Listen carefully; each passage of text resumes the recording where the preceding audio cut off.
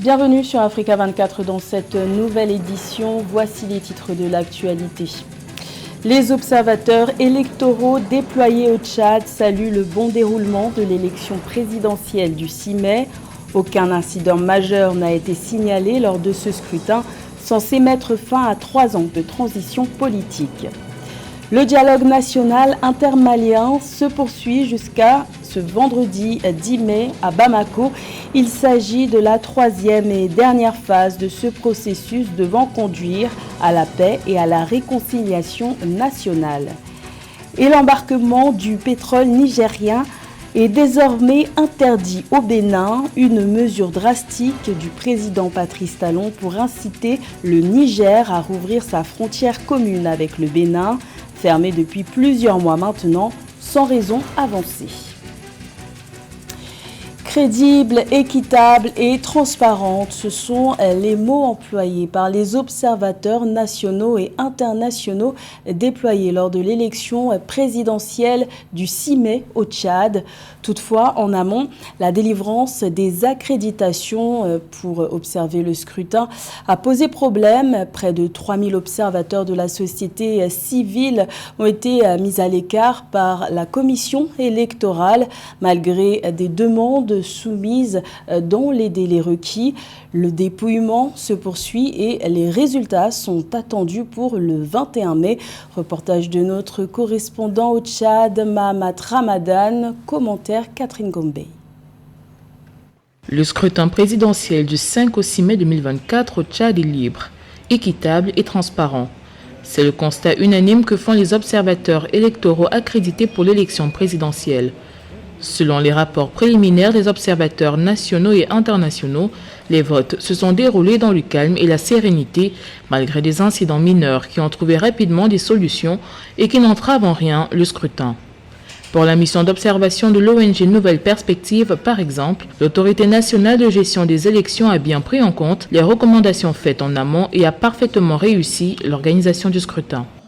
La mission de notre ONG Nouvelles Perspectives a constaté que le scrutin du 5 et 6 mai 2024 s'est déroulé dans le calme, la sérénité, l'équité et la transparence. Elle déclare donc le scrutin du 5 et 6 mai 2024 libre et démocratique. Les observateurs nationaux et internationaux ont salué la maturité politique des candidats et des électeurs tchadiens qui ont respecté les consignes de bonne conduite tout au long du déroulement du scrutin. Ils ont aussi salué le travail des forces de l'ordre qui ont géré avec précaution des incidents lors des votes sans occasionner de débordement.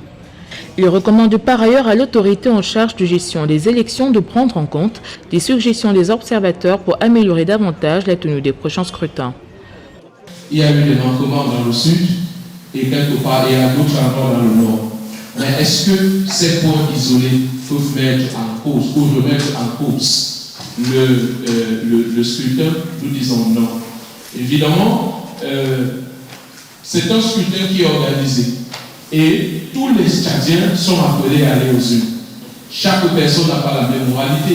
Donc il y a des gens qui peuvent se lever avec ce qu'ils pensent. Et les forces de l'ordre qui ont été déployées ont travaillé avec professionnalisme.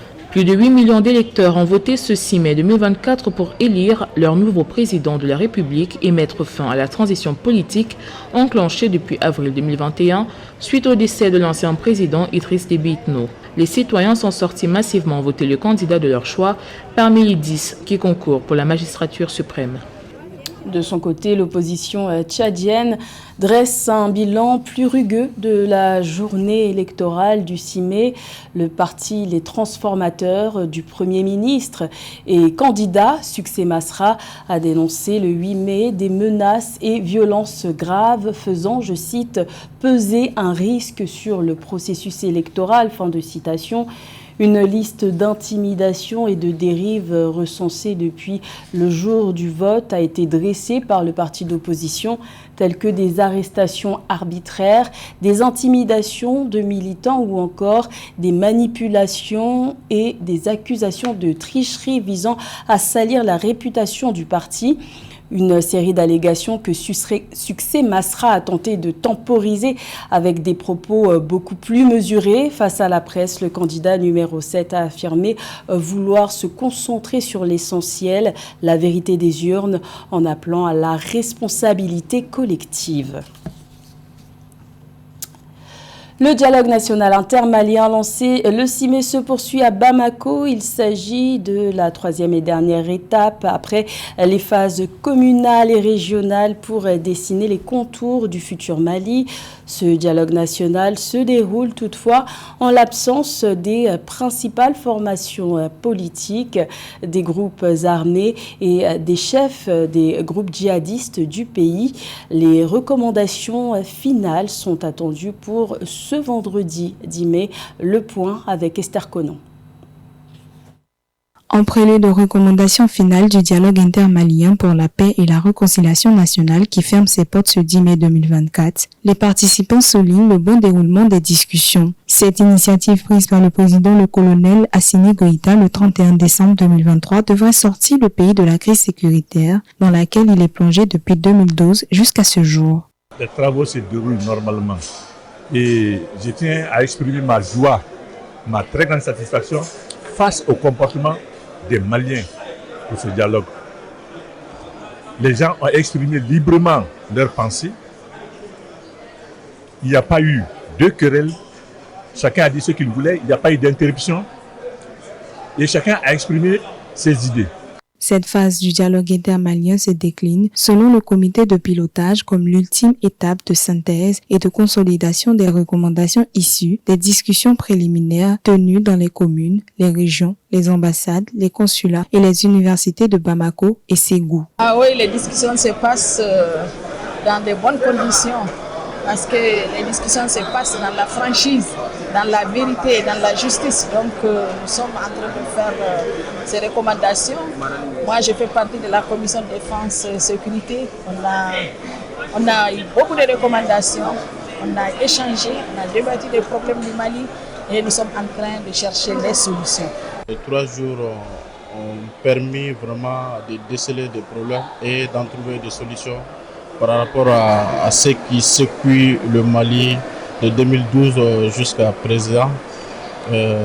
Moi, je suis de la thématique 1, paix, réconciliation nationale et cohésion sociale. Nous avons fait des fortes recommandations par rapport à la paix. Pour rappel, le dialogue intermalien pour la paix et la réconciliation nationale intervient après la décision des autorités de la transition de mettre fin à l'accord d'Alger de 2015 qui a pris un chemin de non-retour fin 2023. Les conclusions, recommandations et résolutions qui émergeront de ces discussions seront consignées dans un rapport final qui sera remis au chef de l'État malien. Le président Patrice Talon plaide pour une réouverture des frontières entre le Bénin et le Niger.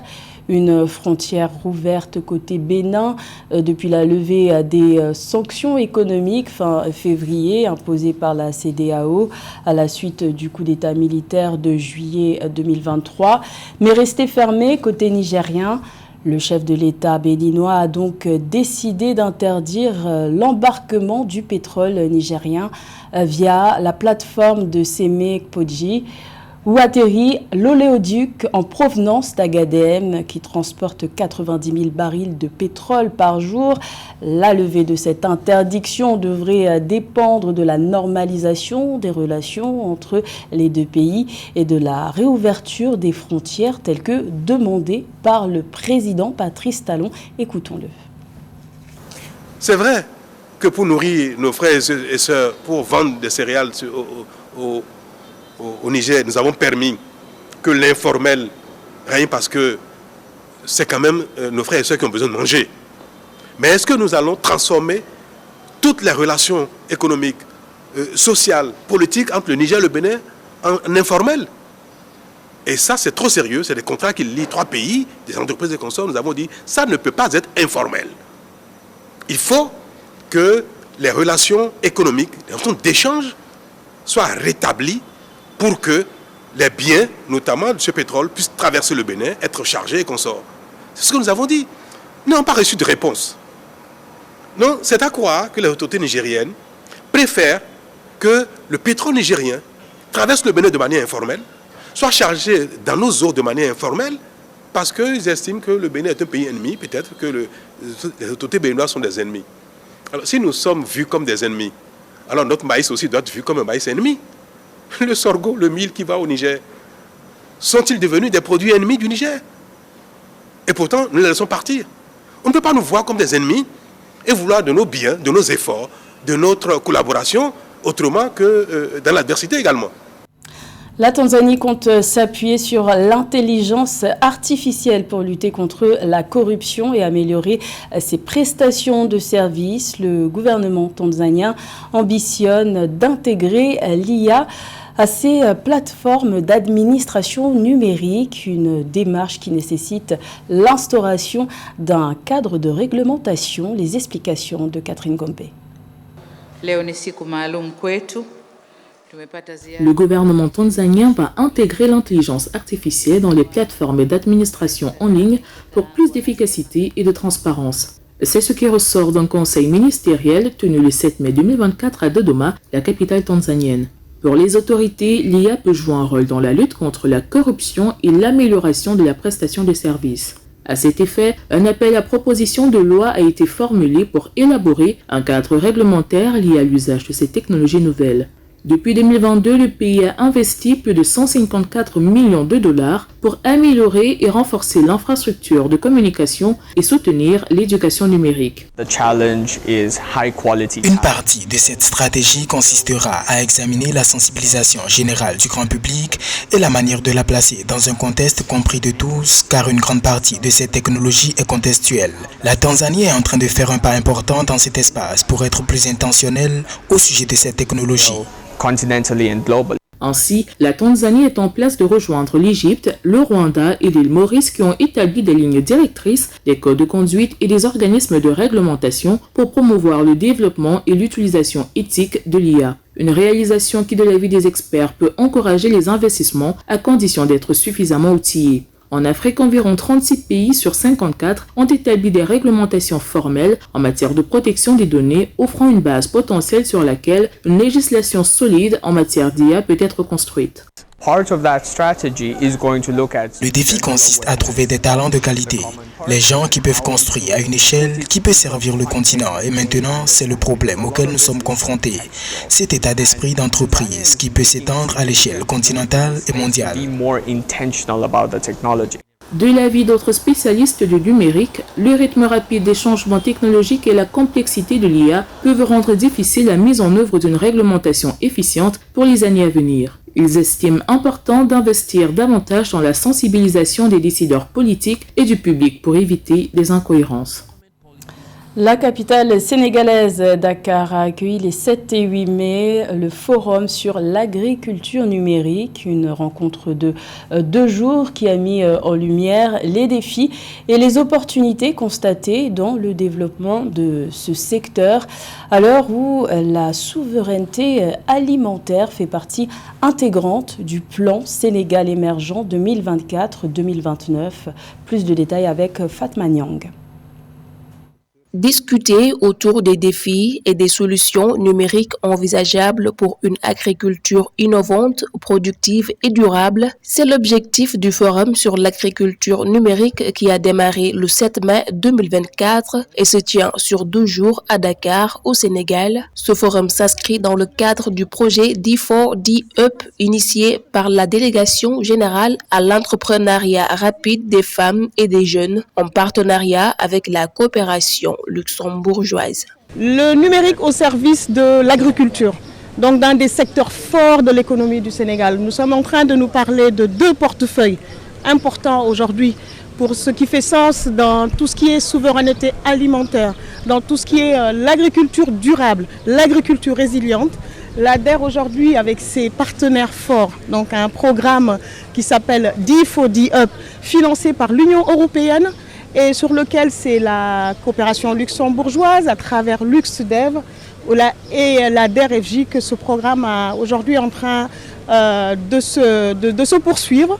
Le projet Digital for Development Hub, dont l'objectif est de renforcer la résilience des chaînes de valeur agricoles grâce à l'innovation technologique, a permis à la DERFJ d'accompagner financièrement et techniquement un bon nombre d'entrepreneurs agricoles. On est sur plus de 325 000 € qui ont été investis sur cette phase pilote.